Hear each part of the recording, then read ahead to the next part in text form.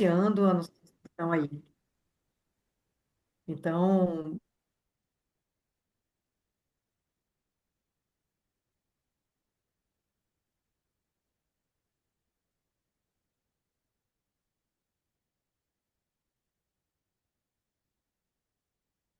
empatia, né, e dedicação aos ambientes de saúde. Obrigado, obrigado. É um ótimo desafio. Posso dizer a vocês que fico muito feliz porque é um ótimo desafio poder trabalhar e contribuir juntos com todos vocês que fazem grandes trabalhos para a área de saúde. E isso tem me motivado e me trazido assim boas reflexões, né? E hoje é o primeiro de muitos que nós vamos começar, né? Então, sejam todos bem-vindos, né, a esse evento que é sediado pelo Mato Grosso. Hoje, ainda como representantes, nós estamos aqui, no Mato Grosso com uma equipe já de 17 pessoas na BDH, Mato Grosso, e ainda estamos como representantes. Em breve, nós seremos uma diretoria. Estamos trabalhando para fortalecer a nossa equipe e, em breve, tornarmos uma diretoria, mais uma diretoria da BDH no Brasil. Bom, vou começar para algumas pessoas que já conhecem, outras pessoas ainda não conhecem, mas nós vamos começar aqui uma apresentação rápida, breve, porque nós temos um assunto interessante. O Diego preparou um material para conversar com a gente, então vamos falar um pouco quem nós somos, né? É, a ABDH. Então, a ABDH, Associação Brasileira do Desenvolvimento do Edifício Hospitalar, né? Nós temos aqui uma associação que está no Brasil já há muito tempo, né? Assim, eu tenho acompanhado alguns eventos, então nós temos aí datas de 30 anos, pessoas que já estão conosco há bastante tempo, que começaram a pensar.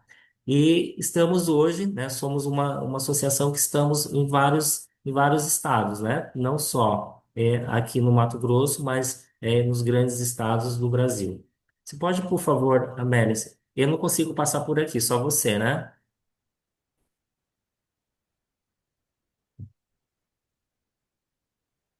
Hum.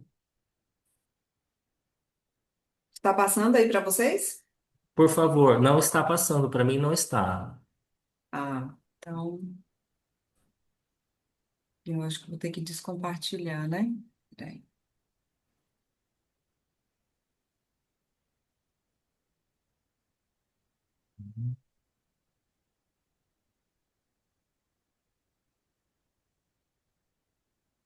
Nossa, olha, o negócio tá.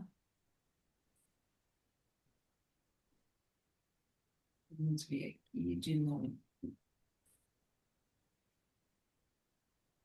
Como é que tá aí para vocês? Apareceu? Apareceu agora, né? Tá. Bom, então, continuando, nós estamos aqui em 20 estados, né? Nós temos as diretorias e alguns estados nós temos a representação regional, que é como um exemplo nosso aqui no estado do Mato Grosso. Nós recentemente começamos a partir desse ano e estamos solidificando a associação até chegarmos no momento de sentirmos a necessidade de montarmos uma diretoria e, né, essa diretoria ela vai estar distribuindo atividade entre outros membros também aqui da nossa BDH. Hoje, no momento, acabam ainda fazendo todas as funções. E a BDH é formada por Conselho Consultivo, né? Nós temos aqui todos os nossos. Ela é formada, né? Só voltando um pouco eu acho que sobre essa formação, que é algo que me impacta bastante, é que nós não somos apenas arquitetos, nós somos arquitetos, engenheiros, enfermeiros, médicos, nós somos várias pessoas que formamos a BDH, né? Então, sempre nós estamos, algo que eu achei interessante, nós temos diretores hospitalares, nós temos hospitais, empresas que estão vindo junto da associação para esse fortalecimento. Então, nós temos hoje o conselho consultivo, né, o conselho editorial, né, com a formação de membros, coordenadores. Pode passar, por favor, Amélia.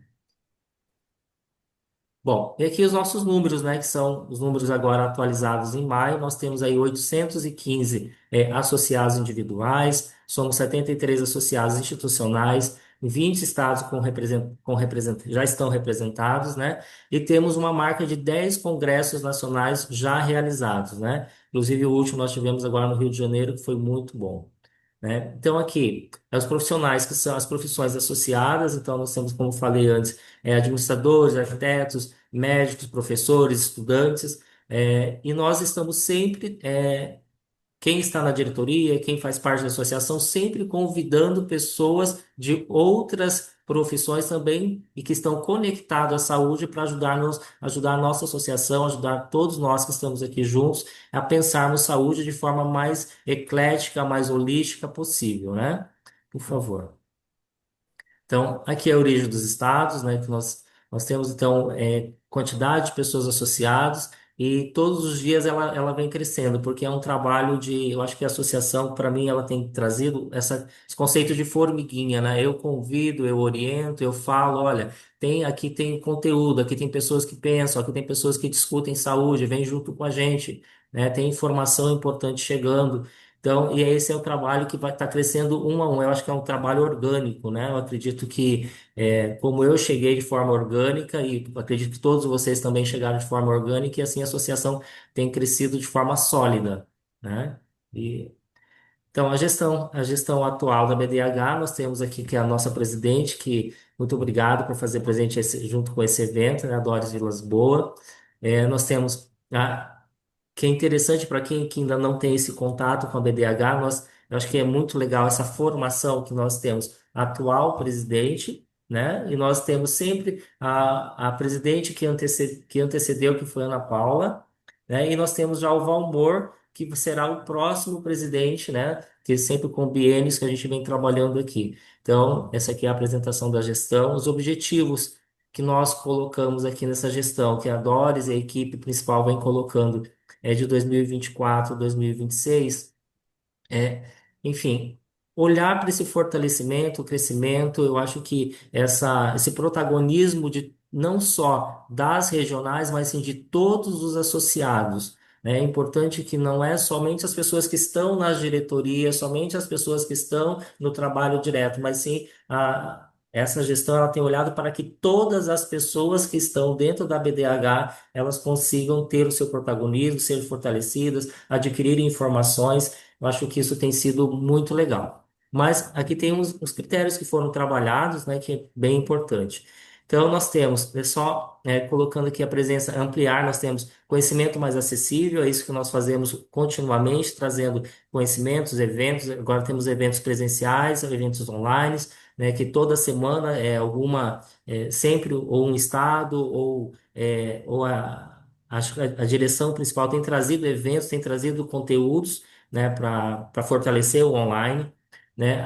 A gente também tem a questão de ampliar a presença em todos os estados que a gente já tem falado, né, ou com representação, ou com diretorias, né? E aqueles lugares que não tem pelo menos pessoas associadas para que a gente possa estar trabalhando junto, fortalecer o protagonismo das regionais e das pessoas que estão nelas, né? Promover multidisciplinaridade, que é esses conteúdos mais variados possível para a gente agregar conhecimento e fortalecermos entregar a associação das reflexões normativas dos órgãos governamentais, que tem sido assim muito bacana, né, que a gente precisa estar discutindo. Nós temos atualmente dois grupos de trabalho, dois grupos de informações bem bacana, que é plano diretor e também a discussão com o Rio de Janeiro, que a 7256, né? Nós estamos o tempo todo olhando para como trabalhar formas mais técnicas possíveis e aproximar os hospitais e associações, né, que são as associações de classes, para a gente poder estar discutindo, mostrar o protagonismo e também as intenções da BDH, né, e construir comunidades saudáveis, que é um discurso muito lindo que a Doris traz e que tem tocado, eu acho que a mim tocou e acredito que a muitos dos outros associados também. Bom, aqui nós temos a composição, né, das pessoas que fazem parte da diretoria, com a Doris. Nós temos a Doris, né, que é a nossa presidente. Nós temos a arquiteta Fernanda Ventura, que é a vice-presidente institucionais. Nós temos a arquiteta Amélia, que está aí como um anjo da guarda hoje. Amélia, obrigado. Que é a nossa vice-presidente executiva. A arquiteta Cristiane Silva, que é vice-presidente técnico-científica, que nos organiza muito sobre os nossos conteúdos, é fantástico. Temos a engenheira Márcia Cristina, que é uma queridona que está sempre presente com a gente, vice-presidente administrativa financeira. E o engenheiro Guilherme Xavier, que é o vice-presidente de marketing, que está sempre nos auxiliando, enfim, dando algumas diretrizes para onde nós devemos trabalhar com as nossas divulgações. Bom, Aqui tem algumas ações, né, a vice-presidência executiva que vão sendo executadas, que é com a Amélia e toda a equipe dela, que dá para a gente um suporte aí, tanto de como lidar com várias situações, enfim, dá o contato direto que a gente tem com ela, né, e tem os objetivos principais, né, que está colocado. Essa apresentação a gente pode depois, quem quiser pode estar tendo acesso a ela. Né? Nós temos o GT técnico científico também, que é com a Cristiane e toda a equipe dela que vem trabalhando ali para a gente conseguir conteúdos, colocar as nossas revistas, blog, tudo em ordem, né? Então a gente tem assim um material bem rico sendo colocado. A arquiteta Fernanda Ventura com as relações institucionais, né? Então uma equipe fortíssima com ela trabalhando para que a BDH ela consiga ter essas relações institucionais bem qualificadas, né? Enfim, e a gente tem aí a Márcia, né, quando ela olha para essas questões financeiras, né, a gente tem aí nós tivemos agora uma apresentação na Assembleia, todo o balanço financeiro, regulamentos, enfim, tudo como funciona, tanto para as regionais quanto a nacional, como que nós fazemos com as feiras, os eventos, que tem os objetivos, que é estar o tempo todo qualificando essas regionais para a gente ter equilíbrio financeiro também. E o Guilherme, né, que é o engenheiro Guilherme, que tem a equipe de marketing, que é onde que nos ajuda com as divulgações, que ajuda a formatar tanto o nosso Instagram, nosso site. Tem aí agora o Educa Mais a BDH, é isso? Só preciso. Enfim, nós temos grandes projetos e uma equipe fantástica trabalhando para que todos nós consigamos ter acesso a conhecimento, para nos fortalecermos como profissionais aqui no campo e melhoria da saúde, né? Então, nós temos aqui as comissões onde que nós estamos inseridos, né, da Anvisa, né? Nós temos aqui a UIA, nós temos a Design Health, que nós estamos o tempo todo publicando, trabalhando, enfim, todas as outras instituições que a BDH também está conectada, tá? Pode passar, por favor, né? E as nossas revistas, as publicações, né? Que quem não adquiriu, por favor, adquira, possa olhar lá no site da BDH tem todos os locais que a gente pode estar. Nós temos aí vários escritores, inclusive um livro fantástico, tem livros fantásticos aqui por pessoas. Doris também tem escrito e outros arquitetos também têm escrito livros fantásticos para divulgação de conhecimento e que todos eles estão falando sobre saúde hospitalar. E aqui os nossos eventos, né, que já aconteceram os nossos congressos. Né? Então, é muito importante que todo mundo saiba que de todo esse material que já está sendo construído, que já foi construído, que já foi publicado, que já foi vivenciado, e esses materiais, eles que nos fortalecem para a gente seguir, dão base, embasamento para a gente fazer os novos congressos, os novos eventos e as novas publicações. Né? E aqui os nossos eventos, seminários digitais, né? E Educa BDH, que é o portal de conhecimento que nós estamos aí, tem o pessoal já está gravando, produzindo muito material, né, para a gente poder divulgar e fortalecer essa questão de informação com qualidade, né, na BDH, certo? Então, obrigado. Essa aqui é a nossa apresentação da BDH. As pessoas que estão nos assistindo que não estão associadas, por favor, que tocar no seu coração, entre em contato. Nós temos aí nosso site, Instagram, entre em contato comigo ou com qualquer outra pessoa da BDH e você vai se associar e com certeza vai ter muito mais conhecimento que você já tem. Ok?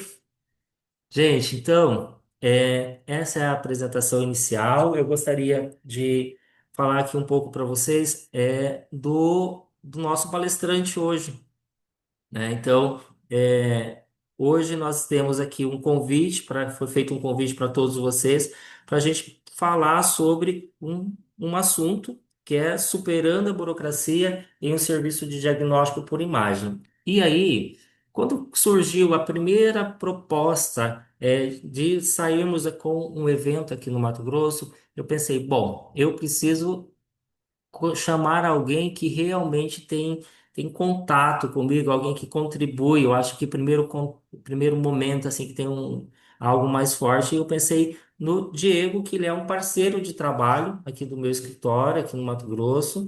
A gente tem realizado alguns trabalhos juntos e tem sido assim de uma forma muito uma mão dupla e falei assim, Diego, eu gostaria muito de ouvir você, eu gostaria que as pessoas pudessem ouvi-lo falar.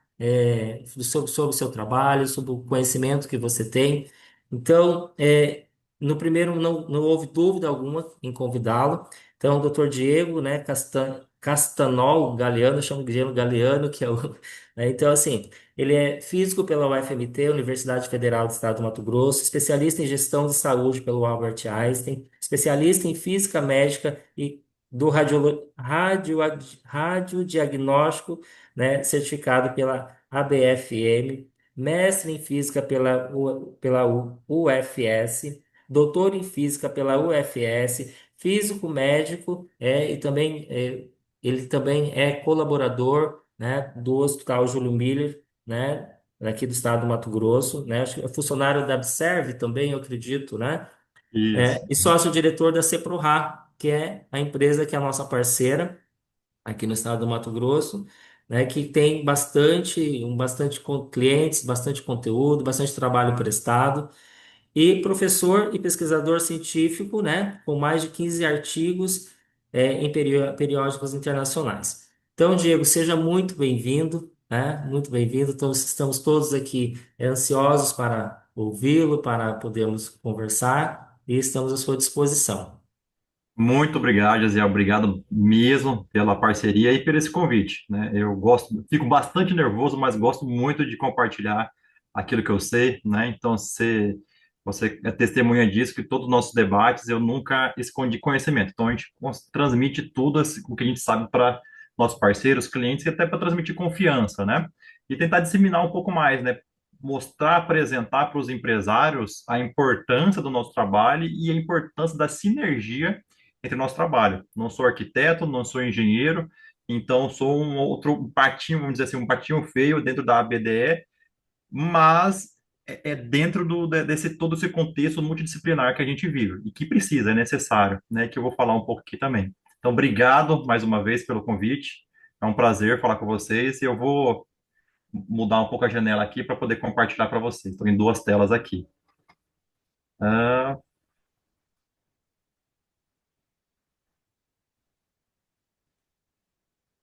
estão visualizando? Chegou para vocês? Sim, sim. Perfeito. Então, sobre o tema da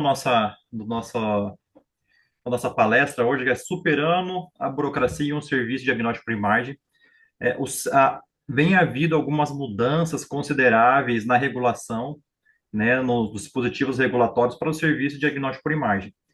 Isso é muito importante, principalmente para a introdução mais à frente que eu vou fazer, para justificar. E porque também eu acredito que vocês, com todos os suas carteiras de clientes, ou no serviço que vocês atuam, seja CLT ou prestação de serviço, eu imagino que vocês devam possuir, ou há uma grande chance de que esse serviço possui algum equipamento de diagnóstico por imagem. Porque o diagnóstico por imagem ele vem crescendo muito. Mas antes de falar sobre o diagnóstico por imagem, a gente precisa definir um pouco os riscos em que eles estão associados, tá?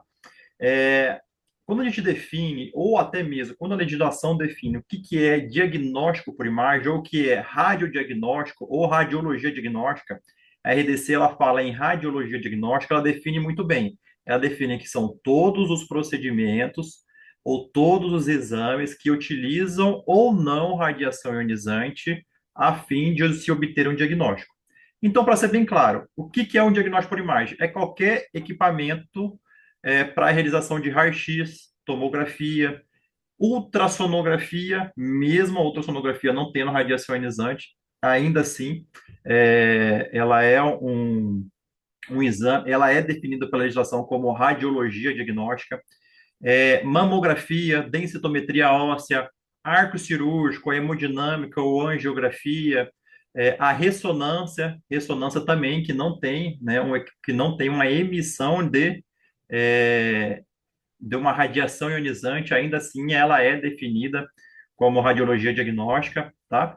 Então a gente está exposto nós como colaboradores ou o paciente ou o ambiente está exposto tanto aos riscos da radiação ionizante quanto também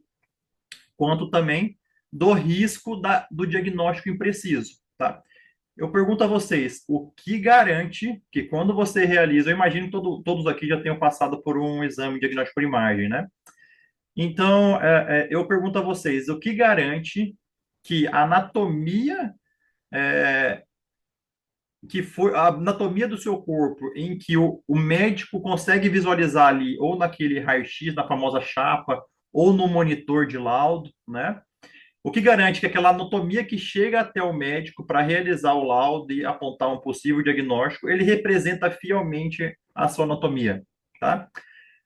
E eu digo isso não só por uma questão superficial, né? Ah, o seio está aqui, então está nessa posição, então os seios têm que ser assim. Ah, aqui tem que estar o fígado, aqui tem que estar a costela. Não só de uma forma tão simples e superficial desse jeito. Eu quero dizer a anatomia na sua maior precisão possível. Se você faz uma mamografia, se você tem uma microcalcificação que pode indicar um carcinoma, o que garante que essa microcalcificação de 0,3 milímetros, que faz parte da sua anatomia, está sendo bem representada lá para o médico na hora de realizar o diagnóstico, né? Então, isso é um risco diagnóstico. Quando esse equipamento, que emite uma radiação ionizante ou não, é utilizado para fins diagnósticos, ele precisa apresentar a maior precisão possível para que o médico, de forma mais eficiente, mais efetiva e mais precisa, mais exata, ele te dê um diagnóstico correspondente a isso, né? Então, a gente está exposto tanto ao risco das radiações que envolve esses equipamentos, seja ela radiação magnética, radiação eletromagnética ou ultrassônica, e também o risco da precisão diagnóstica, tá? Então, é por isso que eu faço aqui também o meio que o advogado do diabo, né? Eu preciso entender a legislação, eu preciso entender o porquê que a legislação nos pede tudo isso, toda essa vulga burocracia, né? Para poder eu investir naquilo que é necessário, né? Dar suporte àquilo que é necessário. Então, não somente ali anteriormente eu falei mais sobre os pacientes, mas não somente ele. Os profissionais que estão todo o tempo, todos os dias operando aquele equipamento, ele também está exposto ou possivelmente exposto a um risco, né? Porque eles estão operando um equipamento que possui radiação ionizante. Eu não vou entrar em detalhes aqui como que essa radiação ela funciona, como que é a física dela, entrar no fisiquês, mas a radiação ela espalha e essa radiação espalhada ela pode atingir o empregado, o colaborador, o operador do equipamento, ela pode se espalhar para o ambiente, né? E é por isso que é necessário uma regulação e uma proteção tanto para o paciente que está sendo submetido àquele exame e para o trabalhador que está todos os dias, a todo momento, operando aquele equipamento, tá? Então, eu trago dois gráficos aqui para mostrar para vocês. Então, aqui, esse gráfico é um gráfico de risco, né, de risco de incidência de câncer radioinduzido, né, em função da dose. Ela é diretamente proporcional, né? Então, a partir de zero, eu já tenho um risco associado, e quanto maior a dose a qual eu sou exposto, maior é o risco de, em algum momento da vida, eu ter um câncer radioinduzido, tá? É, então, a gente costuma dizer que não existe nível seguro de radiação. É, durante eu passei por um processo de mestrado, passei por um processo de doutorado, em que eu estava muito dentro da academia e pouco na área privada, pouco na ponta, que eu costumo dizer, pouco no serviço, né? Quando eu comecei a ir para a área privada, quando eu comecei a prestar serviços ou ser funcionário de clínicas, de hospitais, eu comecei a observar que existe erroneamente uma cultura de que hoje os equipamentos são muito seguros, então não tem radiação ou essa radiação ela é segura. Isso é um grande mito, né? Não existe nível seguro para radiação ionizante. O que a gente precisa fazer é sempre uma justificativa, sempre colocar na balança do potencial benefício com o efeito deletério que isso pode acontecer, tá? Então, ele é estatístico, né? E esse último gráfico aqui eu apresento que é o risco de câncer a cada 100 pessoas, né? de se ter também um câncer radioinduzido ao longo da vida. Então, aqui, se você observar ali, que quanto mais novo, e isso é natural, quanto mais novo, quanto menor a idade, tá? Maior é o risco, né? Então, se você pegar um paciente neonato, ele pode ter até 40% a mais de chance de ter um câncer radioinduzido para cada um siever de dose absorvida, tá? Em comparação a um adulto, tá? Um adulto, essa porcentagem cai ali acima dos 50 anos, cai ali para próximo de 1%. Se é do sexo feminino, esse risco é maior ainda, tá? Esse risco é maior ainda. Então, a gente precisa desmitificar primeiro, olha, não existe níveis seguros de radiação, tá? Não existe nível seguro para dizer que não, eu posso utilizar discriminadamente a radiação ionizante que tá tudo bem, tá? Não, não existe. Então é por isso que existem comissões internacionais, a ICRP é uma delas, existe comissões nacionais, existem associações nacionais e com base nessas associações, instituições, a legislação ele teve uma certa modificação, ela teve uma modificação, na verdade, bem robusta em 2022, 2020 depois de 2022, tá? Então, agora que a gente desmistificou que existe um nível seguro de radiação, né, a gente precisa entender também como é que é o cenário atual hoje, tá? Há um crescimento exponencial do número de máquinas que são instaladas a todos os dias, todos os meses no Brasil, né? Antes dessa modificação, a legislação anterior era de 98. E lá em 98, para se ter uma ideia, existiam aproximadamente 250 equipamentos de tomografia computadorizada. Em 2024, segundo dados do CNES, fechou o ano com mais de 1.570 equipamentos de tomografia computadorizada. Então, em 26 anos, um aumento de 441%, uma média de 18% ao ano de equipamentos de tomografia computadorizada. Esse número é muito maior para um equipamento de ressonância magnética, muito maior ainda para o equipamento de ultrassonografia e ainda maior para o equipamento de raio-x odontológico. Então, a demanda para o diagnóstico, ela é muito grande. A demanda para o diagnóstico por imagem é muito grande. Isso é justificável, primeiro, dentro dos últimos 50 anos, dentro da área médica, a área que mais cresceu, mais se desenvolveu tecnologicamente e cientificamente foi a área do diagnóstico por imagem, tá? Comparado a todas as áreas médicas, todas as outras especialidades médicas. Então, passou a ter uma confiança muito grande nesse diagnóstico, no diagnóstico por imagem, tá? E também isso ocasionou um processo de mudança da educação na formação dos médicos, né? Então, hoje o médico ele é muito dependente do diagnóstico por imagem para fechar o diagnóstico, né? A clínica, apesar dela ser soberana, eles passaram a ser muito dependentes do diagnóstico por imagem, tá? É, então, esse número, ele cresceu muito. Essa curva, por isso que eu digo que ela é exponencial, apesar da média ser 18%, eu digo que ela é exponencial porque nos últimos 10 anos ela cresceu muito mais do que os 18% da média, tá? Então, a gente está associando agora o risco da radiação ionizante, exposição ao paciente da radiação ionizante, exposição do colaborador, exposição do ambiente da radiação ionizante, com o crescimento massivo dessas tecnologias na área médica. Assim como a ressonância magnética. Apesar da ressonância magnética não ter emissão de radiação ionizante para ter a imagem, ela tem um alto campo magnético que exige uma complexidade na operação dela, né? Na operação no sentido mais amplo, trazer o paciente, colocar o paciente na máquina, executar aquele exame, instalação, projeto, né? Então, ela exige uma complexidade muito grande. E houve também um crescimento exponencial de incidentes e acidentes envolvendo equipamento de ressonância magnética nos últimos anos, tá? Nos últimos 1 ano e meio, aliás, inclusive com mortes e tudo mais. Então, isso justifica esse desafio regulatório, tá? Esse desafio regulatório. Acabou, bom, aqui não está não apareceu, mas eu vou colocar aqui para vocês. A título de exemplo, o que, que é cobrado a princípio? A princípio, vocês estão olhando aqui, né, a página da vigilância do Estado, né? Então, beleza, ótimo.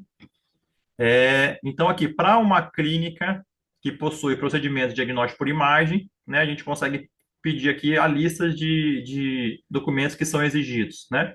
Então, tem uma lista, a princípio, de 1 a 18 itens, que são destinados a clínicas que possuem qualquer tipo de diagnóstico por imagem, tá? Então, é exigido, além de alguns critérios que envolvem a contabilidade, alguns critérios, algumas fichas que envolvem burocracia interna da vigilância sanitária estadual, né? Ainda tem é, o levantamento radiométrico, o plano de proteção radiológica, o inventário, não, isso aqui não é medicina nuclear, tá? Teste de aceitação, tá? Então, há uma série de critérios que precisam ser realizados para que a clínica ela garanta a segurança, paciente, colaborador e ambiente, para que ela tenha, de fato, assim, o seu alvará aprovado, tá? Então, essas burocracias, e a gente consegue observar, inclusive, que a restrição, o nível de restrição, ou o grau de complexidades, ou o grau de segurança, depende da vigilância de qual estado você está, eles adotam um nome diferente. Aqui, eles utilizam no nível 1, 2 ou 3, né? Se não tiver qualquer um dos itens do nível 3, esse alvará já é indeferido, tá? Frente à importância de se cuidar da proteção radiológica e da qualidade dos exames que são realizados dentro da clínica, tá? É importante saber, aqui eu estou dando como exemplo o estado de Mato Grosso, tá? Em alguns estados, alguns municípios são autarquias separadas, tá? Então, por exemplo, Cuiabá, Rondonópolis, eles são separados do estado, então eles analisam separadamente esses documentos, podem ter critérios ou podem ter checklists um pouco diferentes. O estado de Santa Catarina é completamente diferente de outros estados, assim como de Porto Alegre, assim como de Minas Gerais, tá? Mas os outros estados do Brasil costumam adotar o que é solicitado pela vigilância sanitária nas suas RDCs ou nas suas NRs, né? É, mas é o que é importante dizer: nenhum estado ou município pode ser menos restritivo do que a legislação federal. Santa Catarina, Porto Alegre, Paraná, Minas Gerais, que tem uma legislação própria da vigilância sanitária nesses estados, eles são mais restritivos do que a legislação federal da Anvisa. Isso pode, juridicamente isso pode. O que não pode é ser o inverso. Por exemplo, a RDC pela Anvisa, que é uma lei federal, né? Ela exige que tenha teste de aceitação por equipamento de raio-x, e o Estado de Santa Catarina vai falar assim, não, não precisa teste de aceitação. Não, ela está sendo menos restritiva, isso não pode, tá? Mas o inverso acontece. Então, se você que presta serviço no estado de Santa Catarina, no estado do Paraná, ou pretende, né, saiba que esses estados eles são mais restritivos. Inclusive com a exigência prévia de cadastro da sua empresa naquele estado, esse cadastro ele passa por uma aprovação prévia para depois ele te liberar a prestar serviço naquele estado, tá? Então, nós prestamos serviço para Minas Gerais, nós prestamos serviço para Santa Catarina, né, e dentre outros estados do Brasil, e nós passamos por esse processo. Então, eles têm o que não acontece, por exemplo, em Cuiabá. Em Cuiabá, eu não preciso ter esse cadastro, basta ter o CNPJ e o alvará sanitário da minha empresa ativo, que tudo bem, eu posso prestar o serviço. Agora, Santa Catarina, não. Eu preciso passar por um cadastro lá dentro daquele estado para poder prestar o serviço lá, tá? Então, eles são bem mais restritivos nesse sentido, tá bem? E aí vem a evolução da regulação, né? Ela passou de ser uma exigência tão somente para fins burocráticos e rigorosos, para adotar também um caminho de boas práticas, tá? Então, quando se havia dentro de um serviço de saúde, ou serviço de pesquisa, ou um serviço veterinário, o equipamento para diagnóstico por imagem, emissor de radiação ionizante, tão somente, tá?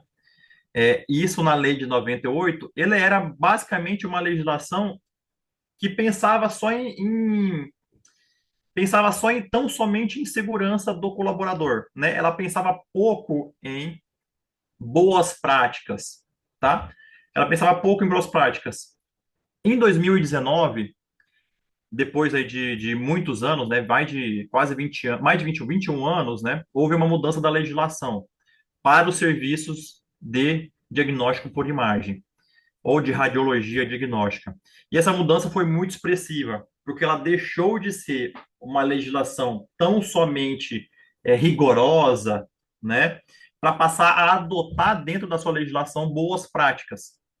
Então, hoje se pensa em gestão de qualidade, hoje se pensa em gestão de risco dentro da própria legislação, hoje pensa já em educação continuada, o que antes era pouco exigido, tá? Então, o que a gente precisa entender? Para serviços que possuem qualquer equipamento de diagnóstico por imagem, até mesmo um raio-x odontológico periapical. Se na sua clínica você possui um equipamento de raio-x odontológico periapical, que é muito comum, existe em uma quantidade muito grande no Brasil, você está sujeito a RDC 50, você está sujeito a RDC 611, tá? E dentro de outras normas reguladoras. Se você possui na sua clínica, então, se você tem só uma sala com equipamento, com apenas um equipamento de ultrassonografia, por exemplo, que também é muito comum, existe hoje mais de 70 mil equipamentos de ultrassonografias no Brasil. Minto, isso é periapical, parte periapical. Mais de 35 mil equipamentos de ultrassonografia no Brasil. Se você tem uma salinha, uma única sala, com um equipamento de ultrassom, você está sujeito à resolução 611, tá? Porque ela traz agora não somente pensamento em segurança de colaborador no ambiente, ela traz também o pensamento em boas práticas. Ela quer eliminar também o risco da precisão diagnóstica, certo? Ah, Diego, mas meu ultrassom não emite radiação ionizante, não emite, mas você precisa que o seu equipamento ele apresente um nível de confiança para que você tenha uma precisão diagnóstica, para aquilo que você vê do seu paciente represente fielmente a anatomia dele. Vou dar um exemplo para vocês, pessoal. É até um exemplo alarmante. Eu estou dessa área, tirando o mestrado, o doutorado, faz quase 10 anos.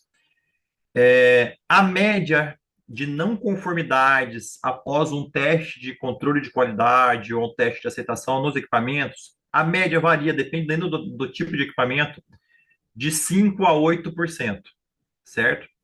Quando começou a ser exigido em 2019 pela RDC 330, o controle de qualidade do equipamento de ultrassonografia, nós fomos a primeira empresa a realizar esses testes dentro do Brasil, a primeira empresa a comprar os equipamentos necessários e aí começar a realizar esses testes. Aproximadamente 35% dos equipamentos de ultrassonografia reprovavam, tá? Então é um número muito alarmante. Imagina você que passou por um exame de ultrassonografia, é possível que em um a cada três equipamentos que estavam no mercado tinha algum problema de imprecisão diagnóstica, né? Isso diminuiu muito, porque a vigilância começou a cobrar bastante, principalmente em 2023 para cá, né? Ser mais ferrenha com esses serviços, a cobrar os testes. E aí você vai reprovando e vai acontecendo as manutenções, os equipamentos vão saindo do mercado, né? Vai havendo uma mudança, uma atualização tecnológica deles, enfim. E esse número tem baixado bastante. Mas ainda assim, o equipamento de ultrassom é hoje o que mais reprovam nos controles de qualidade, tá? Então, voltando à regulação, para exemplificar, obviamente, a importância, né, de se ater a essas boas práticas. Então, voltando à regulação, então, todo serviço que possui qualquer equipamento de diagnóstico por imagem, além das RDCs, das normas reguladoras trabalhistas, também está exposto, está dentro da exigência da RDC 611, tá, que é uma atualização da 330, RDC 611, e das normas regulamentadoras 15, 16 e 32. CENEM, se vocês observarem aqui, né, então tem algumas citações da CENEM tá? Tem algumas citações da CNEM. Isso é uma aberração, eu digo assim, uma aberração no sentido de que a vigilância do Estado e da vigilância não consegue tirar isso dentro do seu formulário porque foi algo que fizeram colocar numa legislação interna aqui, mas serviços de diagnóstico por imagem, seja ele em hospital, clínica veterinária, odontológica, eles não estão sujeitos à CNEM. A CNEM, ela não regula sobre diagnóstico por imagem. Quem regula sobre diagnóstico por imagem é tão somente a Anvisa, tá certo? A CNEM, ela vai fazer regulação na radioterapia, na medicina nuclear e na indústria, tá? Medicina nuclear também é uma modalidade de diagnóstico por imagem, tá? Mas é um outro tipo de modalidade, a legislação é um pouco mais complexa e está sujeito à CNEM, tá certo? Não vou me ater muito ao medicina nuclear, porque daria uma outra palestra de igualmente ali 30 minutos, que é muito extenso, tá? Então, observando sempre o que a gente chama de a mãe do radiodiagnóstico é a RDC 611, porque lá ela vai trazer todas as demais obrigatoriedades, ela vai citar, ela vai puxar a RDC 50, as normas regulamentadoras, dentre outros que possam aparecer, né? É mesmo da SEMA e tudo mais, tá? Então, falando um pouco sobre a RDC 611. A RDC 611, como eu disse, ela abrange todo e qualquer serviço que possui equipamentos de diagnóstico por imagem, com ou não o uso da radiação ionizante.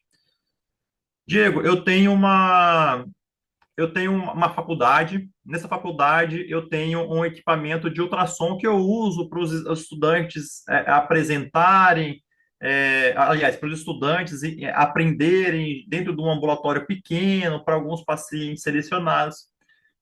Você ainda está sujeito ao RDC 611. Por quê? Ao contrário da portaria 953, aliás, portaria 453 de 98, ela citava tão somente odontologia, serviços odontológicos e serviços médicos. Agora, na RDC 611, ela fez essa atualização e abrangeu tudo. Então, estão sujeitos à RDC 611, na sua abrangência, serviços de radiologia diagnóstica, com uso ou não de radiação ionizante, seja ele médico, odontológico, veterinário, para fins científicos ou de pesquisa, tá? Então, tá todo mundo dentro dessa legislação, tá? Dentro dessa RDC 611, tá bem? Então, as clínicas, elas necessitam se adequar a essa legislação. Essa adequação, ela não é pontual, ela é contínua. Por isso que ela traz hoje uma noção de gestão de qualidade, o que não existia antes, tá?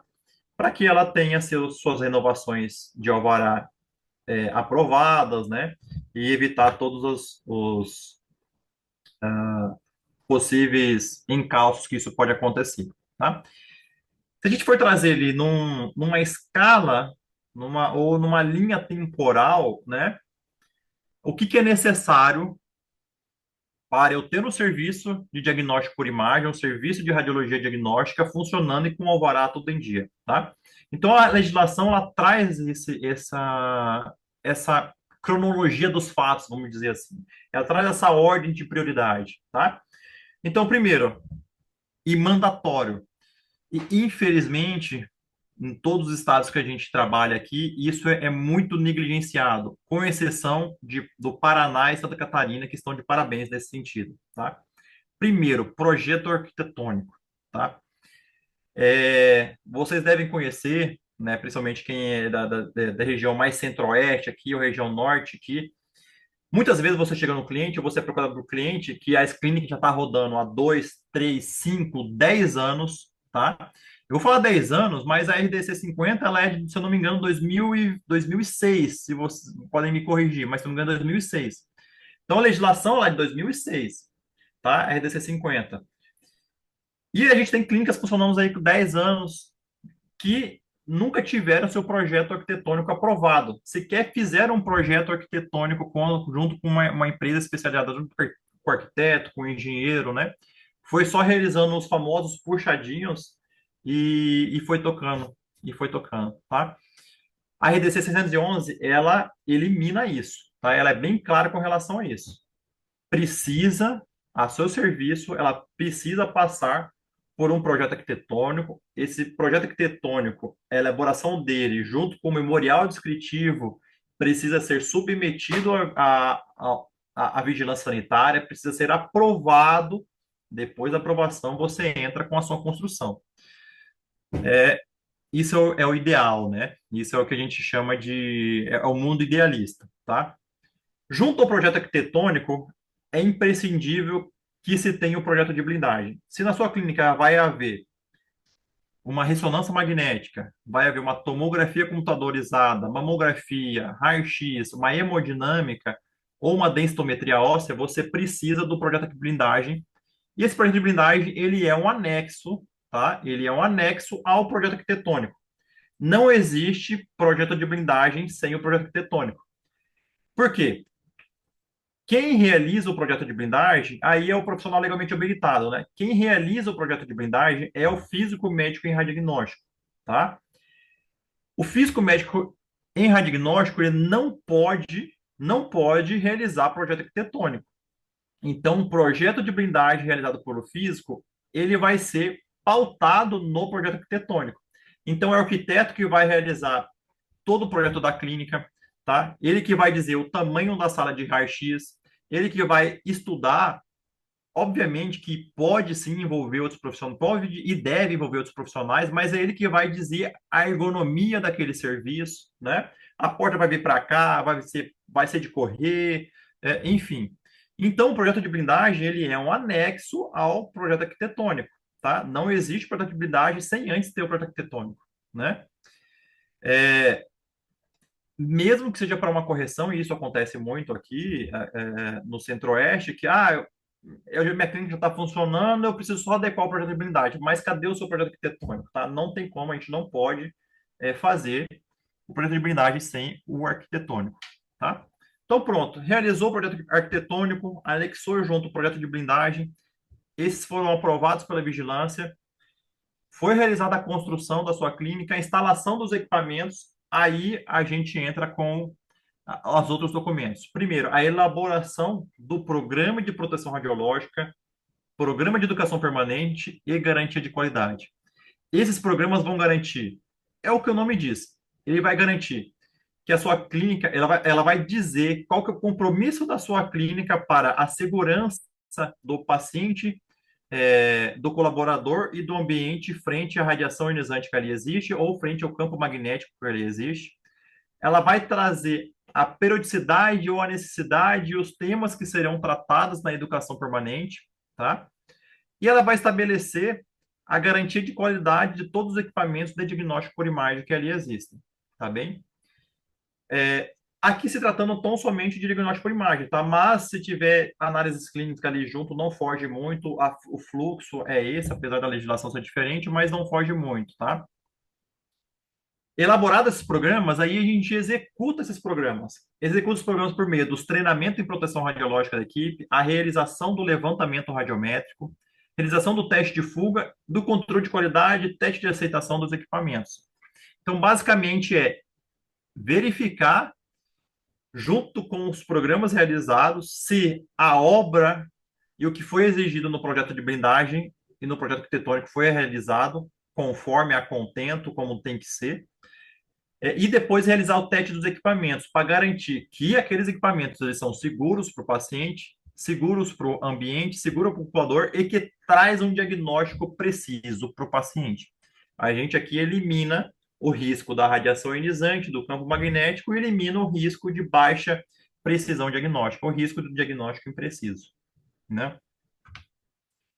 E, obviamente, essas etapas, elas possuem uma determinada periodicidade. A periodicidade é estabelecida pela própria RDC 611 e as suas instruções normativas, a N 90 até 97. Instrução normativa 90 a 97, ela vai trazer os requisitos mínimos de segurança e de qualidade diagnóstica para cada um dos equipamentos. IN 90 sobre o raio-x, IN 91 sobre fluoroscopia, IN 92 sobre mamografia e assim por diante, passando pela ultrassom, passando pelo raio-x odontológico, tomografia odontológica, tomografia convencional, ultrassonografia e ressonância magnética, tá? Obviamente, por uma questão de tempo, a gente não vai entrar em detalhe de cada uma delas, tá? E no seu capítulo quarto da RD 611, ela traz algumas proibições, que é importante a gente, algumas restrições também, tá? Que é importante a gente se atentar a elas. E trazer também a importância dessa sinergia entre as profissões, entre as diferentes áreas, né? Então, primeiro, ela define que cada uma das suas etapas, cada um dos serviços prestados, cada uma das operações que são necessárias sejam realizados pelo profissional legalmente habilitado. O profissional legalmente habilitado não é dito dentro da RDC 611. Na portaria 453, ela ainda dizia quem que é o profissional legalmente habilitado. Na RDC 611, ela não fala mais, né? Ela não diz mais isso. Né? Então, assim, quem define o profissional legalmente habilitado, basicamente, é o conselho, é a lei primeiramente e depois o conselho de classe, tá?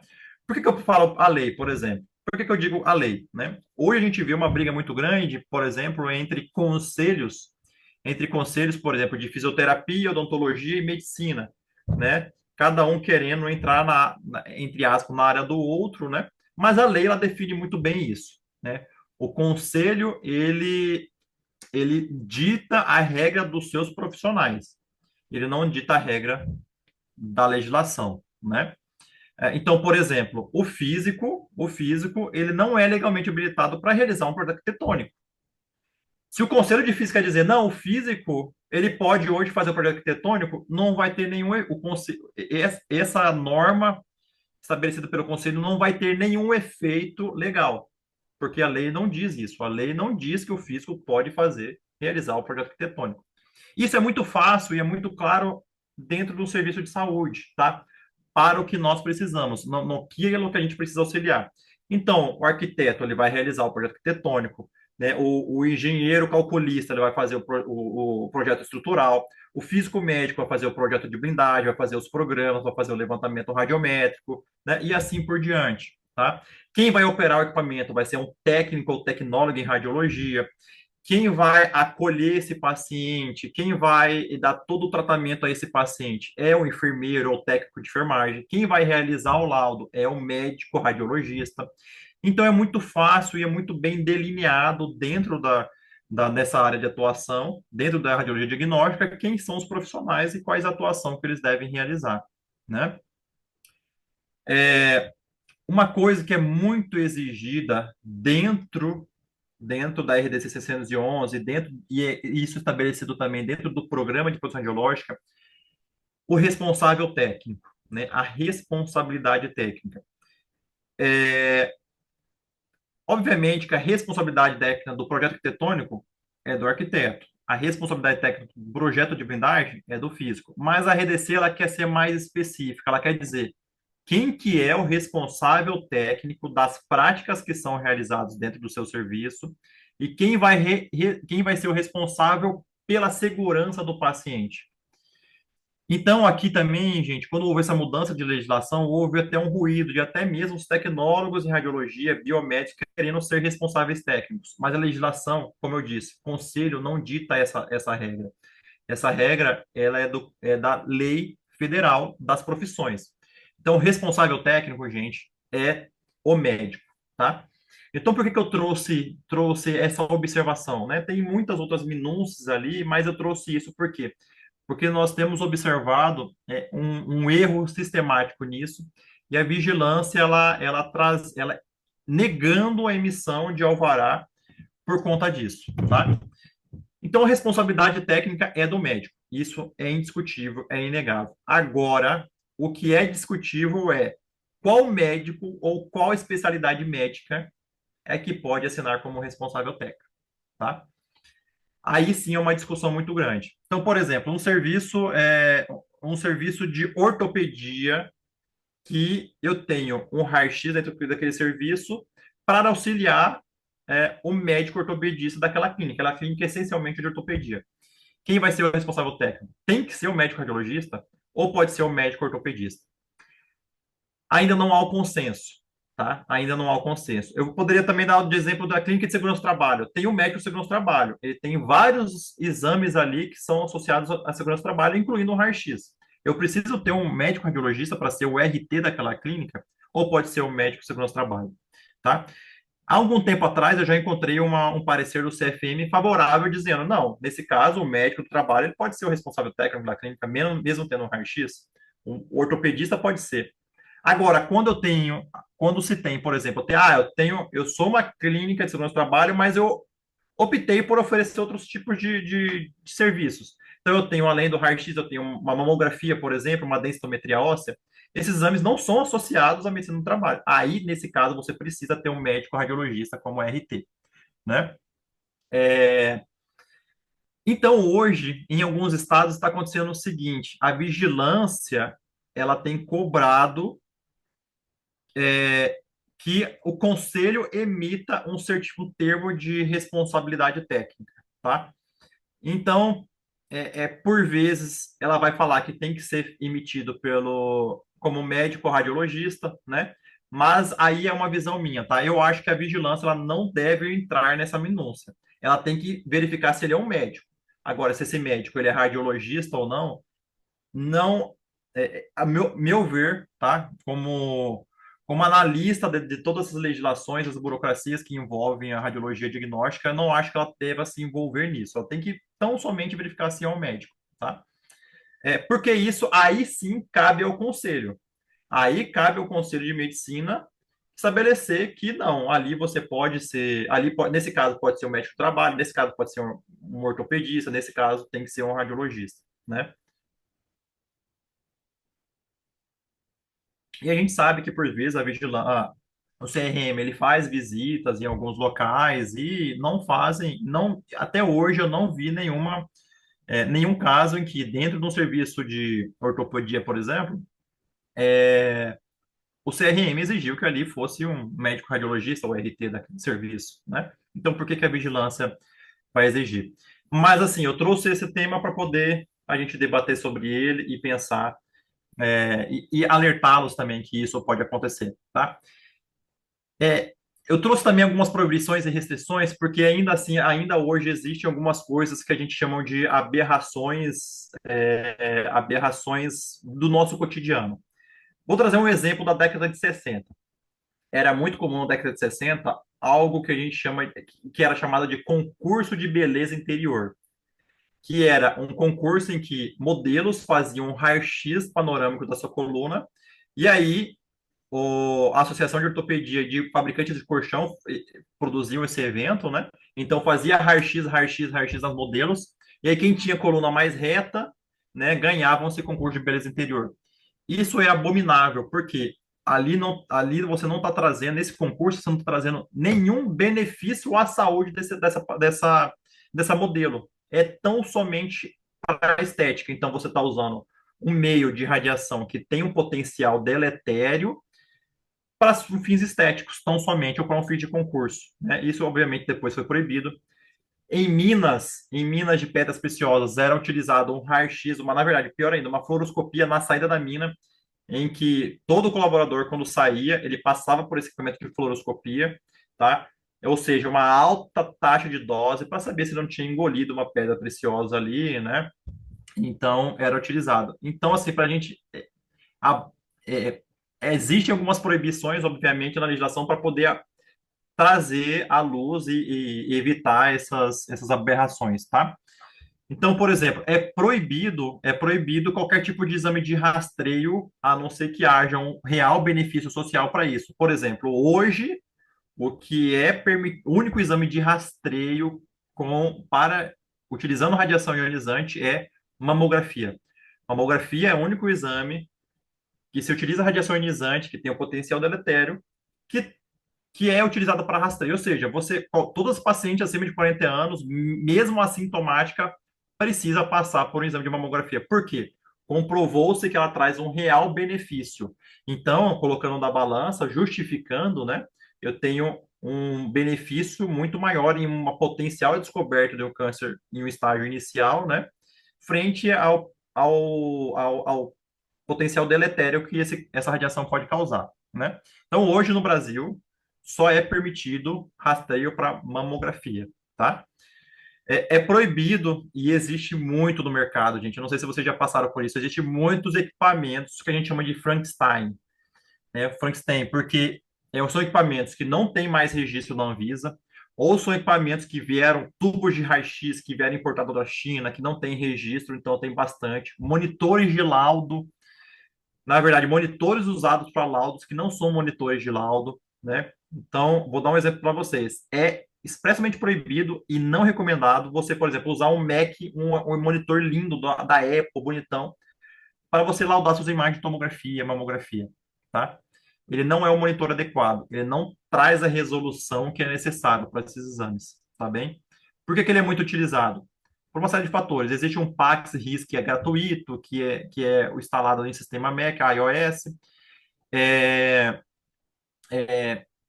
e ele é mais barato que o monitor de laudo. O monitor de laudo hoje na casa de R$ 40.000 e por R$ 20.000 você compra um Mac desse bonito, lindo para colocar na sua clínica. Mas você traz uma imprecisão diagnóstica por isso, tá? Então é proibido qualquer exposição sem qualquer justificativa. Então, chegou meu equipamento, instalou, eu vou fazer um raio-x da minha mão para ver se está funcionando. Não pode, é proibido. Por isso que existe o físico médico com os equipamentos necessários para fazer isso, né? É, é proibido e que existe muito, principalmente na área odontológica, você ter dois equipamentos de radiologia na mesma sala. Então, eu não posso, por exemplo, ter um raio-x periapical e um raio-x panorâmico na mesma sala. Isso é proibido. O que garante que você não vai usar os dois equipamentos ao mesmo tempo, né? Então, arquitetos, então qualquer projeto arquitetônico, por favor, não realizem, não permita, né, que o seu cliente tenha esses dois equipamentos dentro da mesma sala, tá? É proibido também, e acontece bastante em cidades do interior, até por conta do custo, você utilizar um equipamento móvel como fixo. O equipamento fixo, um raio-x fixo, por exemplo, você gasta aí uns R$ 200.000 para instalar, um raio-x móvel você consegue instalar com R$ 100.000, metade do preço, né? E aí, o que, que o pessoal faz? Compra o raio-x móvel e utiliza ele numa sala ali como se fosse um equipamento fixo. Só que ele tem uma menor potência, né?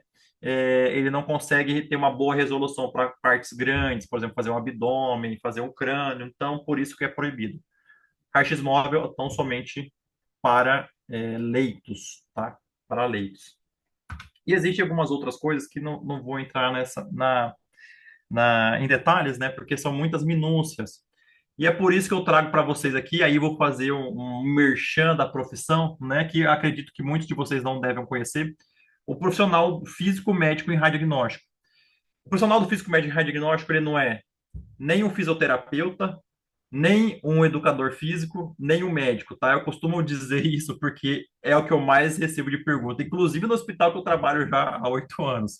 Então, nós somos físicos por formação e realizamos uma residência multidisciplinar na área médica em uma das três áreas, radioterapia, medicina nuclear ou radiodiagnóstico, que é a minha área, tá? Então, eu costumo dizer que nós somos o melhor amigo do arquiteto, o melhor amigo do engenheiro, o melhor amigo do médico, o melhor amigo do técnico ou tecnólogo em radiologia, biomédico, porque a gente faz uma ponte entre todas essas áreas, né?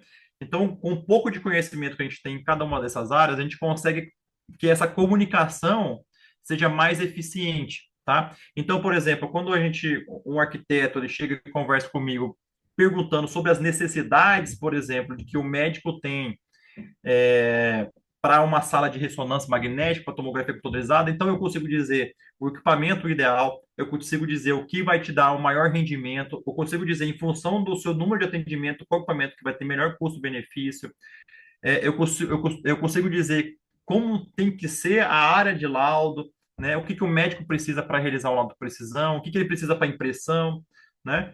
Fora disso, a gente tem um conhecimento muito grande regulatório sobre o que é exigido pela CNEM, pela Anvisa, né? E qualquer outra norma que venha acontecer, porque é o que a gente precisa para o nosso trabalho, né?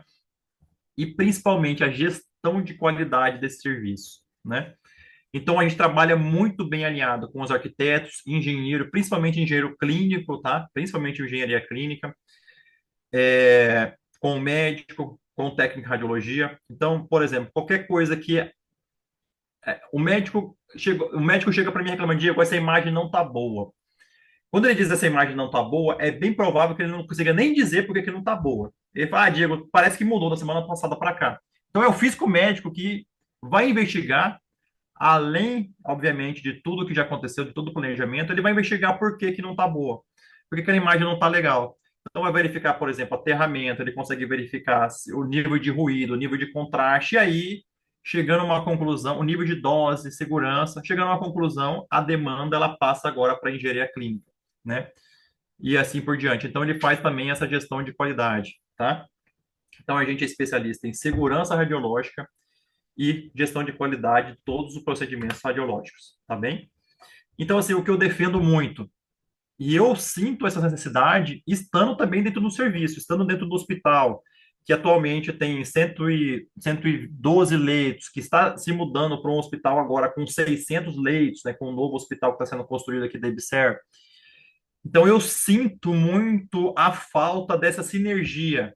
E é por isso que, quando o Gesiel me convidou, eu fiquei muito feliz, porque eu sinto muito a falta dessa sinergia entre o arquiteto, entre o engenheiro clínico, o médico, o físico médico, até mesmo setores jurídicos. Às vezes a gente vai fazer uma contratação de uma empresa, a gente precisa de um apoio jurídico para saber se aquela contratação é legal, quais que são os viés que estão dentro daquele contrato, quais são os riscos dentro daquele contrato, né?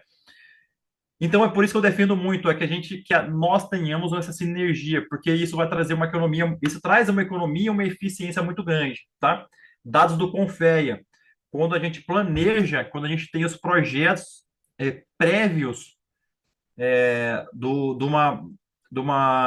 um serviço que a gente quer instalar, a me- a- essa redução de custos ou retrabalhos e insegurança jurídicos, ela varia de 20 a 50%. Eu coloquei 30% aqui para uma média, né? Mas até dados do Confeia, tá?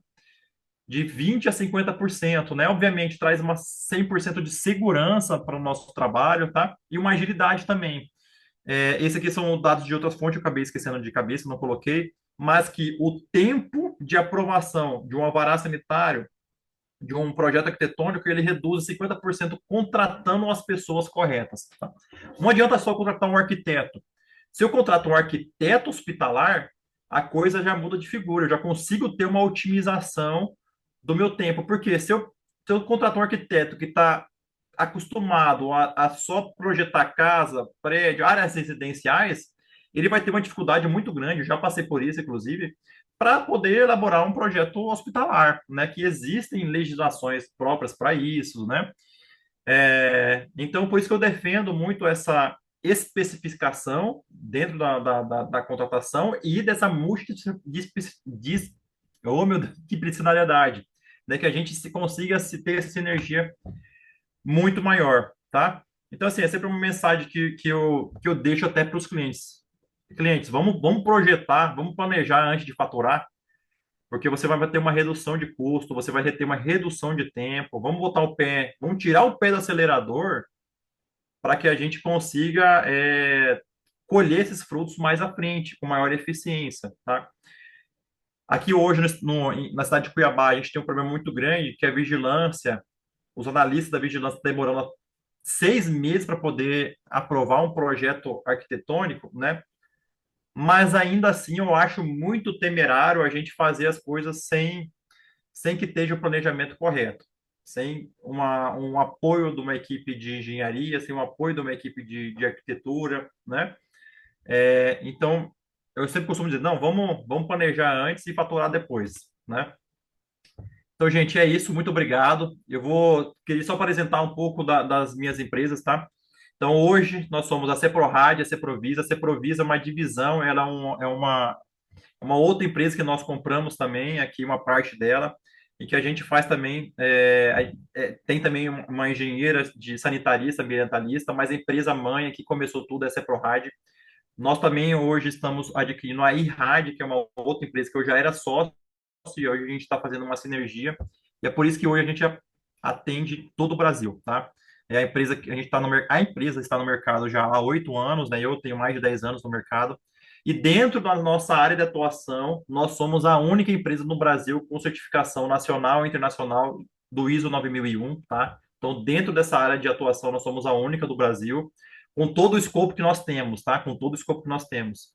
E na apresentação do Gesiel ali, fica interessado também no selo da, da associação também, né? Então, em breve, quando tiver, vamos submeter também. Não somos uma empresa de engenharia, mas vamos ver o que acontece, né? Então, gente, me deixo à disposição de vocês. Meu contato é esse aqui, tá? Final 2222. Qualquer dúvida, qualquer discussão, debate, né? A gente atende o Brasil todo, mas em alguns momentos a gente pode não ter perna. Mas, Diego, eu tô com dúvida aqui no meu estado, como é que faz isso, como é que eu faço aquilo. Eu ajudo vocês, sem sombra de dúvida, até mesmo indicando algum possível parceiro próximo a vocês para poder realizar algum tipo de serviço, né? Por exemplo, São Paulo, a gente não atende por uma questão de não valer a pena financeiramente. Então, São Paulo, por exemplo, a gente não atende. No Nordeste, também a gente não atende, porque meu melhor amigo tem uma empresa lá, então eu passo tudo para ele, né? Então, estou à disposição de vocês, qualquer dúvida, tá? Inclusive agora. Muito obrigado novamente. Espero, falei demais, estou vendo aqui 50 minutos. Não, tranquilo, Estou à Diego. disposição. Nossa, muito obrigado. Essas são acho que, informações bem consistentes e direcionadas, enriquecedoras aqui para nós. Eu gostaria de deixar aberto para o pessoal que está na sala, quem gostaria de fazer alguma pergunta para o Diego, quem gostaria de fazer algum questionário, algum questionamento, alguma contribuição, né? Eu acho que quando você traz essa questão da multidisciplinaridade das pessoas, das equipes, dos profissionais, é isso que nós buscamos, né? Como a BDH. E assim, muito legal logo quando eu trouxe a BDH, convidei o Diego, falei, Diego, tem que vir junto com a gente na BDH, se cadastra. No mesmo momento ele já entrou, já se filiou também. E muito bem lembrado, a sua empresa, como empresa vir conosco, né? Uhum, Com o selo ABDH é fundamental, uhum, né? uhum, Fundamental aqui no Mato Grosso, você vai ser a primeira empresa com selo uhum, ABDH, né? uhum. Os hospitais e todos que vão vir depois, você vai ter a primeira marca. Espero que seja a sua empresa. E Espero fica à também. vontade para Vamos vocês, por trabalhar para favor. isso. Ótimo. Uhum, Alguém gostaria de fazer algum comentário, alguma pergunta? Eu queria parabenizar, Diego, pela apresentação, assim, muito didática, muito clara e tão interessante que você traz as questões das profissões, né, da integração entre as profissões para o processo. uhum, E uma coisa que você trouxe bem interessante também é a necessidade de trabalhar não só nos grandes equipamentos, né, das uhum, ressonâncias, dos bunkers, que a gente vê a necessidade clara, mas assim, também nos pequenos projetos, né? E a gente às vezes se passa realmente da necessidade de trazer, e às vezes a vigilância não exige, né? Ela exige quando tem uma ressonância, um raio-x, uma tomografia, né, um bunker, mas quando a gente tem, às vezes, uma coisa mais simples, a vigilância não faz essa exigência, ou então algumas vigilâncias no Brasil, elas fazem uma aprovação mais simplificada só na obra, né? E às vezes não tem isso. perna para poder fazer essa avaliação. Eu queria Uhum, que você pudesse compartilhar um pouquinho para a gente mais sobre a parte da parte da odontologia. uhum. Se você pudesse falar um pouquinho mais, assim, muitas Ó, pessoas têm uhum, dúvida, né, na uhum, parte da odontologia, se a gente tem sim. um equipamento ali que faz um raio-x no consultório, se a gente faz a baritagem da sala, não faz, como é que é esse processo? Então, é uma dúvida que a gente sempre tem, né? Uhum. Ó, quando você tem uma clínica que tem o atendimento prioritário deles, o atendimento prioritário deles é ambulatório, a gente diz ambulatório da odontologia, ambulatório, né? Então, são, por exemplo, uma endo, né? Uma geral, uma clínica geral odontológica, né? Uma orto. E você tem um equipamento de raio-x periapical para apoio desses procedimentos, né? Você não precisa do projeto de blindagem, você não precisa baritar a sala, tá? Porque geralmente esse equipamento ele é móvel, ele vai até as cadeiras odontológicas ali. E também porque a carga, a gente chama de carga de trabalho, a carga de trabalho ela é pequena. A portaria 453 ela até dizia, olha, para uma carga de trabalho de até 4 você não precisa baritar a sala. Na RDC ela tirou esse valor, ela diz, numa clínica que tem essa característica, você precisa fazer tão somente o programa de proteção radiológica, precisa fazer o teste de fuga do cabeçote e o controle de qualidade, tá? Teste de aceitação e controle de qualidade. Você não precisa fazer baritagem nem o projeto de blindagem, né? Não precisa fazer, ele é dispensado. A partir do momento em que você colocou um raio-x panorâmico, sua clínica não é mais uma clínica, uma clínica odontológica generalista, ela não é mais para atendimento externo, ela já é uma clínica odontológica radiológica. Aí você precisa projeto de blindagem, tanto para o panorâmico quanto para o apical, tá? Aí você precisa de todas as outras documentações, né? Então, os programas, precisa de levantamento radiométrico, teste de fuga, controle de qualidade dos dois equipamentos, tá? Então, mesmo que sua clínica seja pequena, seja uma cadeira, só você e um periapical, você ainda está sujeito à RDC 611, mas as exigências são reduzidas. Você não precisa de uma baritar a sala, do projeto de blindagem, baritar a sala, tá? Ah, e uma coisa interessante da sua pergunta. O que a gente costuma dizer, baritar a sala, né? Baritagem, fazer a baritagem. A- o projeto de blindagem, é, ele não é necessariamente baritar a sala, tá? Existem outros materiais que blindam, né? Então, por exemplo, quando a gente faz um projeto de blindagem bem feito, eficiente para mamografia, raramente é necessário colocar qualquer material adicional à alvenaria para realizar uma blindagem a mais. Raramente. O mesmo para densitometria óssea, mas obviamente a gente precisa de um projeto. No projeto vai me dizer isso. E depois, no levantamento radiométrico, vai confirmar isso ou não, né? Então, mas eu também tenho outros materiais. Por exemplo, a gente presta serviço com a Marinha. Nós já fizemos projeto de blindagem para um raio-x médico que foi instalado num navio na Amazônia, em que nós utilizamos aço, né, a aço da construção do navio para realizar a blindagem da sala. Então, baritagem é o nome, eu entendo, né, que é o nome mais convencional, que é material mais barato e mais utilizado, mas não necessariamente é o único. A gente trabalha sempre com eficiência. Eu vou dizer para o meu cliente, olha, você tem outro material que é melhor, que é mais eficiente, né? Tem nessa semana, inclusive, a gente fez um projeto para uma sala de mamografia, ele iria colocar gesso, a sala pequena e as paredes eram de gesso. Nesse caso, seria necessário adicionar uma blindagem adicional. E eu falei assim, olha, ao invés de você colocar gesso, coloca aqueles tijolos que pré-moldado, né? Que são aqueles blocos de 2 por 60, que eles têm uma densidade suficiente, você não vai gastar. Ele é rápido para você levantar sua edificação, sua parede, como é num gesso, por exemplo, né, num drywall, e não precisa colocar a barita adicional, né? Então, você está trazendo eficiência para sua obra, agilidade, economia, proteção, né? Então é isso. Uhum. Mas a sua pergunta é exatamente sobre isso. Então, não dispensa. A mesma coisa para um ultrassom. Ultrassom, você vai precisar pelo menos do controle de qualidade, se você tiver só um ultrassom na sua clínica, né? Você não está dispensado das exigências da RDC 611.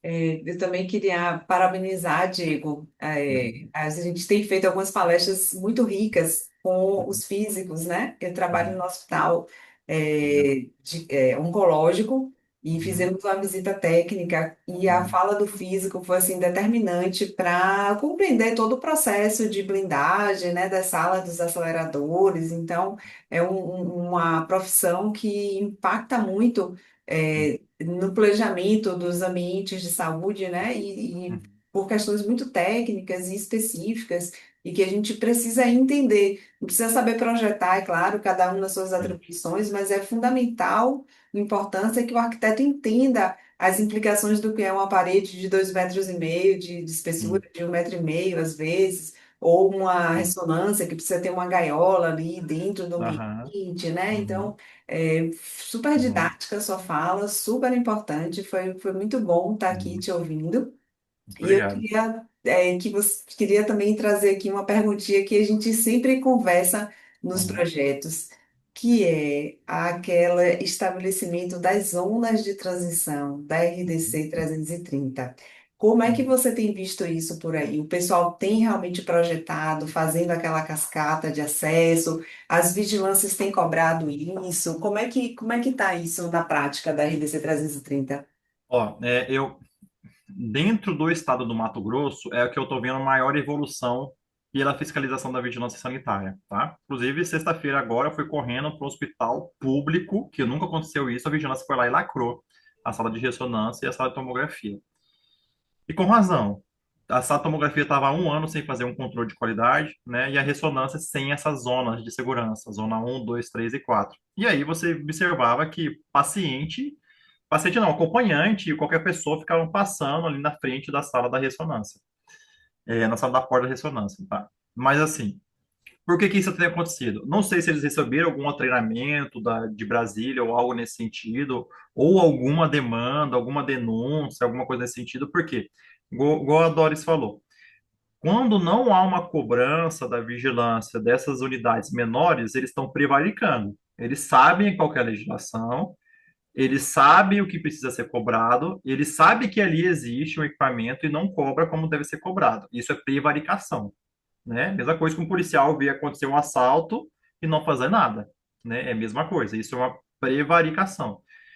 É, mas não sei o que aconteceu com a vigilância tanto de Cuiabá quanto do estado. Mas uma coisa é certa que aumentaram o número de pessoas, né? Então, assim, teve concurso recentemente e muitas pessoas entraram. Então, pode ter uma coisa associada a outra, ou tão somente o número de pessoas entrando, eles conseguiram treinar melhor, cobrar melhor, né? E é um problema muito grande aqui no estado de Mato Grosso, e é a realidade da maioria dos estados, que não tem pessoa específica para cobrar, uma pessoa com a formação específica para cobrar aquilo que tem que ser cobrado. Então, por exemplo, quando vai numa clínica, vai geralmente uma nutricionista, uma bióloga ou algo nesse sentido, não vai um arquiteto junto, entende?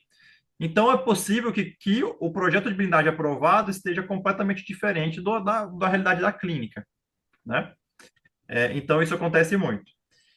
Sobre as zonas, a gente faz isso sim, a gente faz esse planejamento da zona, a gente deixa isso muito importante. E por quê? Isso traz uma segurança adicional muito grande, muito grande. Eu observei, tá? Eu pensei, mas não escrevi um artigo sobre isso, mas o que eu observei? Clínicas que não possuem aqueles avisos tanto de radiação, proibida entrada de pessoas, né? Ela tem uma taxa de incidente maior do que aquelas que não têm os avisos.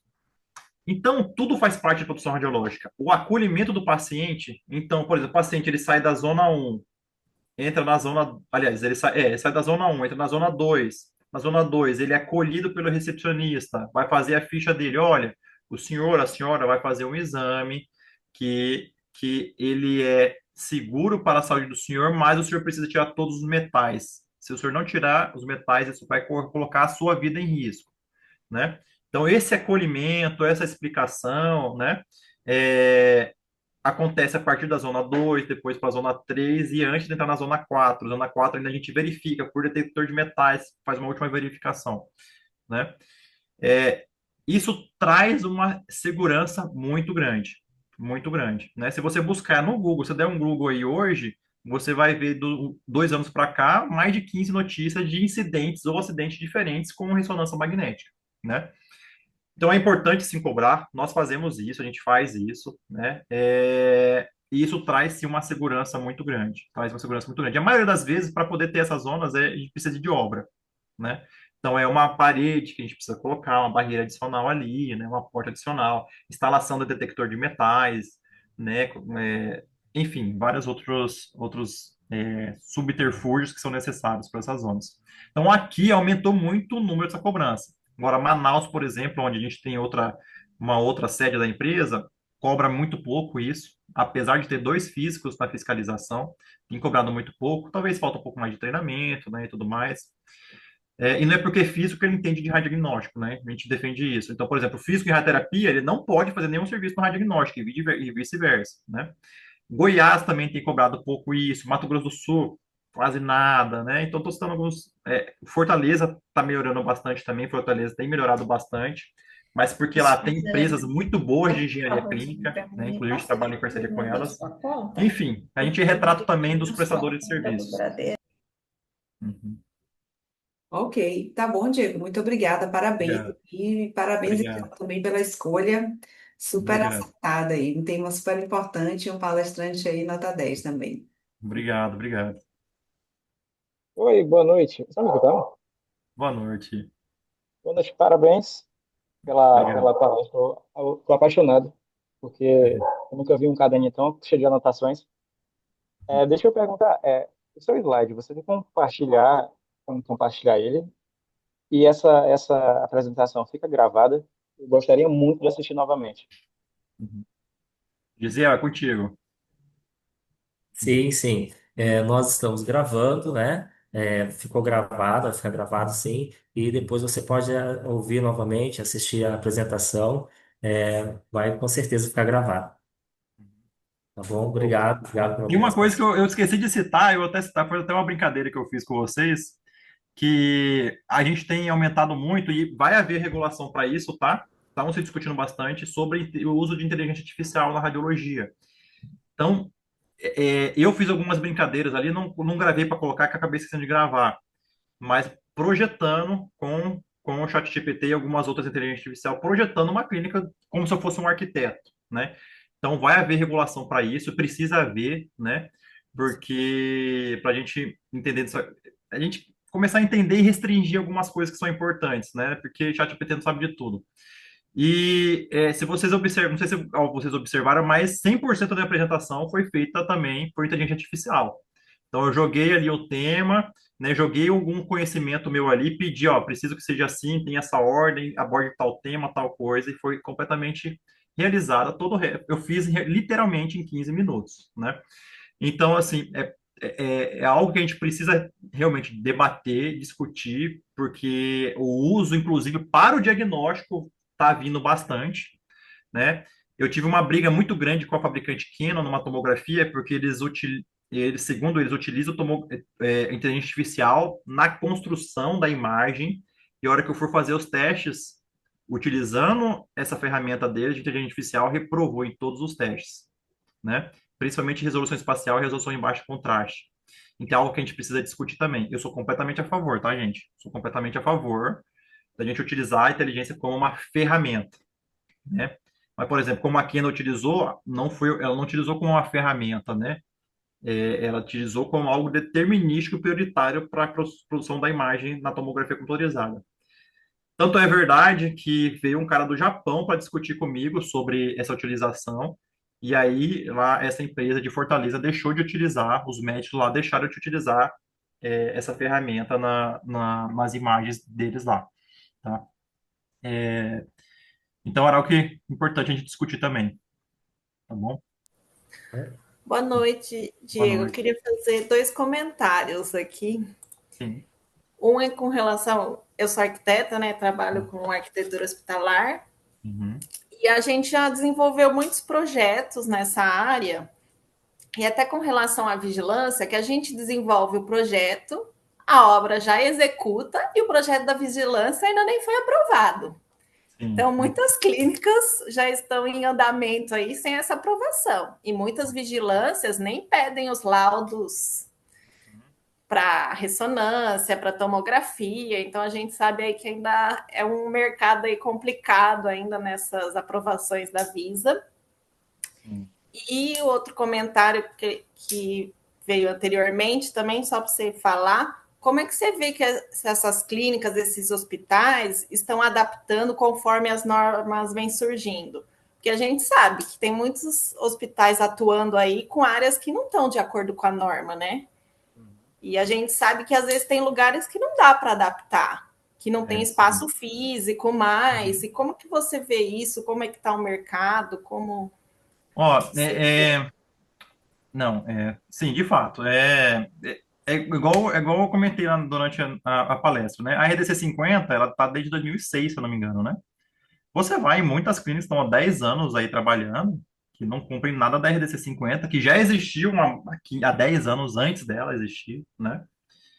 É, e talvez nem tenha nem submetido o projeto, ou nunca tenha submetido o projeto para a vigilância sanitária, tá? Então, realmente, isso acontece, infelizmente. Infelizmente. Então, existem dois problemas aí. Primeiro, problema de educação, tá? Então, problema de educação. Muitas vezes o profissional, quando ele vai ao abrir o seu negócio, ele não sabe todas as minúcias, ele não sabe todos os processos legais que ele precisa cumprir, não sabe, né? Eu, quando abri Não, o minha cliente empresa, não sabe nem o que é físico médico. não sabe, não sabe. Ele não sabe nem que ele precisa de um arquiteto. Às vezes ele coloca, Não, muitas vezes ele contrata um arquiteto para deixar a clínica dele bonita esteticamente para o cliente, não para cumprir legislação, né? exatamente. Então, esse problema, para ser bem sincera, Maria, eu não sei como resolver. Esse problema específico. Porque eu, quando fui abrir a minha empresa, eu não sabia de muitas coisas da contabilidade que era obrigatória, né? Não sabia. Isso a gente não sabe. A gente não, isso. Eu fui consultado uma vez pela Universidade Federal, né, para mim fazer um projeto de curso, para eles abrirem um novo curso. Eu falei assim, gente, primeira coisa que precisa fazer, não importa qual curso que seja, eu não quero saber qual que é por enquanto, mas você precisa colocar. é, Você precisa colocar na grade noções de administração pública e privada, tá? Para que as pessoas comecem a ter um pouco de noção sobre isso, tá? Então, assim, é realmente uma situação muito difícil. A gente atendeu um cliente, hoje, inclusive, foi feita uma visita hoje, é uma clínica odontológica, que é uma dentista só, ela tem uma recepção, ela tem um consultório tão somente, e não tem um abrigo de resíduo, por exemplo, né? O lixo é jogado lá no chão, atrás da clínica dela. Ela nem sabia que precisava disso, né? E aí, agora, já depois de 8 anos de funcionamento, que ela foi atrás de um projeto arquitetônico, né? Que inclusive ela chegou por meio intermédio dessa indicação dessa arquiteta, né? Agora que ela foi projeto arquitetônico, ela não sabia nem se começava ou não a fazer a obra, como você citou. Hoje, aqui, infelizmente, um parecer da vigilância para o projeto arquitetônico está demorando 6 meses. Ela já tem aquele funcionamento, ela já depende disso para viver. E aí? Você vai falar para ela assim, faz ou não faz a obra? Eu sempre falo, não faça, espera a aprovação da vigilância, porque pode ser que a senhora faça, levante, porque o que ela precisa fazer, em um mês ela faz. O parecer vai ser daqui 6 meses. E se a vigilância reprova? Fala que a sala tem que ser maior, aí você vai quebrar e Depois de tem que novo. refazer tudo. Então, assim, o que eu vou recomendar para essa cliente, né? Eu recomendei, doutora, a pessoa que fez o seu projeto é uma pessoa muito competente, né? Eu tenho uma noção também, eu olhei o projeto, eu acho que tá ok. Se houver alguma mudança, não vai ser uma mudança eu falei assim para a doutora, se eu fiz a senhora, começaria a fazer essa obra, porque quem vai fiscalizar a clínica não é a mesma equipe, não conversa com a equipe do projeto arquitetônico, que aprova o projeto arquitetônico. Então, a equipe que notificou ela da ausência do projeto arquitetônico não é a que vai analisar, e nem sabe se está sendo analisado ou não. Se ela chegar lá, se essa equipe retornar lá de novo e ver que ela nem começou aquela obra, pode ser que a vigilância feche. E a gente sabe que a vigilância ela tem, e eu acredito nisso também, eu acho que tem que ser assim, que ela também tem um viés de educação. Ela não é só punitiva, né? Então, eu acredito que a vigilância, ela olhando, vendo que ela está se prontificando a sanar tudo que foi notificado, é bem provável que ela aguarde, né? Espere mais, sei lá, um ano para que tenha o projeto, tudo zerado, né? Colocando tudo certinho, né? Então, assim, realmente é uma situação muito, muito difícil. Sobre o São físico muitos médico, desafios aí na nossa muito área. desafio. Sobre o físico médico, eu concordo contigo, porque ó, o físico médico habilitado em radiológico, nós somos igual ao médico. O médico radiologista, ele não pode fazer uma cirurgia, tá? Então, o físico médico em radiológico não pode atuar na radioterapia, da radioterapia não pode atuar no radiológico, assim por diante. Físicos médicos em radiológico, hoje no Brasil, nós somos menos de 300, né? Então, é até uma culpa nossa por nossa profissão não ser tão conhecida, aliás. Não é nem reconhecida, é conhecida, né? Então, realmente, mas as vigilâncias nos conhecem, tá? Porque na portaria 453, que existe desde 98, ela é bem clara, que o controle de qualidade, levantamento radiométrico, elaboração dos programas, treinamento tem que ser feito por físico e radiológico com certificado, ou por uma residente profissional, ou pela BFM, a qual eu sou certificado, né? Então, então é isso. Mas ela sabe, é o que a gente comentei na última dúvida, é a prevaricação. A vigilância prevarica bastante, infelizmente. Esse Pois é o é, papel da pessoal. BDH, Diego. Esse papel da Hã? BDH é justamente falar da importância, né, divulgar os Sim. profissionais que trabalham na área da saúde, Uhum, divulgar que são diversos profissionais para construir um único uhum, espaço, esse é o nosso papel. Então, quanto mais a sim. gente disseminar a BDH, os eventos, mais a gente vai estar construindo de uma forma consciente, Aham, né, os espaços sim, de saúde e também integrando a vigilância, as Ministérios da Saúde dentro desse processo, junto com a gente, né? sim. Uhum, sim, sim. A gente não pode excluir a vigilância. Eu até falando com o Gisiel, a gente precisa fazer alguns eventos com a vigilância. Eu fui convidado pela vigilância do Estado para poder treinar todos os fiscais do Estado, né? Ainda não teve oportunidade, eu não tive agenda, né? Eles também, quando eu tive, eles não tiveram, né? Mas a gente precisa integrar e conversar com a vigilância assim, ir lá, sentar, né? E olha, gente, vocês precisam cobrar isso, tá? Porque eu entendo que eles não se negam, eu entendo que eles têm pouca perna para fazer isso.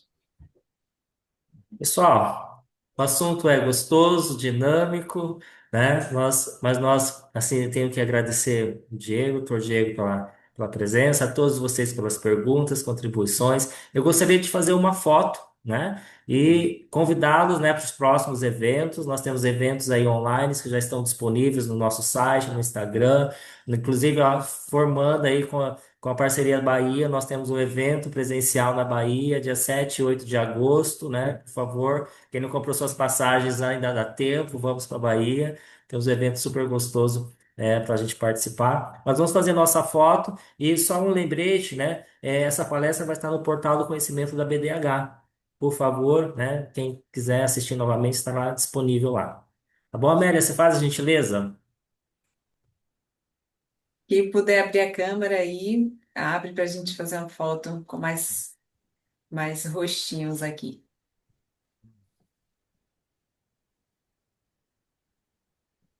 Isso, joia. Então vamos lá. Um, dois, três.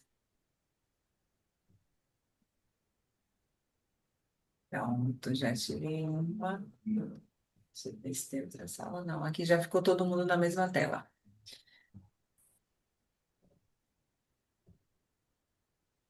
Vamos tirar outra para garantir. Peraí. Vamos lá de novo. Um, dois, três e já. Pronto, ficou ótima. Bom, pessoal, muito obrigado. Tenham todos uma boa noite, um bom descanso e até o próximo evento. Diego, gratidão. Obrigado, hein? Boa noite, pessoal. Boa Boa semana. noite. Boa Até mais. noite. Boa Tchau. noite Um para abraço, todos. Tchau, parabéns, tchau. Diego, Tchau. parabéns, Tchau. Boa Gisele, noite. muito bom. Tchau. Obrigado. Prazer falar com vocês. Tchau, tchau.